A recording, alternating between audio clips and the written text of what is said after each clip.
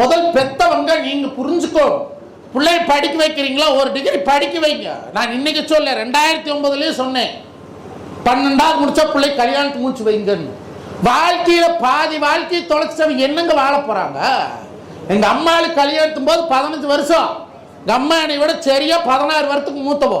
எனக்கு 38 வயசு ஆகுது. எங்க அம்மாவுக்கு 53 வயசு ஆகுது. எங்க அப்பனம்மா ஓஞ்சுக்கு வரும்போது நான் பாட்டுக்கு வந்துட்டேன். 40 வருஷமா இன்னும் பங்காளி கல்யாணம் இல்லை. அவனுக்கு கல்யாணம் முடிச்சு அவன் எப்போ புள்ள பெற்று அவன் ஓஞ்சுக்கு பாட்டுக்கு எப்போ வருவேன்? யோசிச்சு பாருங்க. அந்த காலமாட்டம் 8 புள்ள 10 புள்ள பெற்றுக்கல. ஒன்று கல்யாணம் இல்லாட்டி பரவாயில்ல, இன்னொன்று இருக்குதுல ஊடு கொடுத்தா வம்சம் வளர்த்தி ஆகுது. எதுக்குங்க பாடுபடுறோம்? நம்ம வம்சம் இந்த மண்ணிலே வாழும். வாழையடி வாழையா தலைஞ்சு நம்ம வம்சம் அடுத்தடுத்த தலைமுறை வாழ்றதுக்கு தாங்க ஓடி ஓடி கஷ்டப்படுறீங்க. வீட்டில் உங்களுக்கு திங்கிறதுக்கு சோறு இல்லையா? நான் கேட்குறேன். எதுக்கு 80 வருஷ கிளம்பி 100 நாள்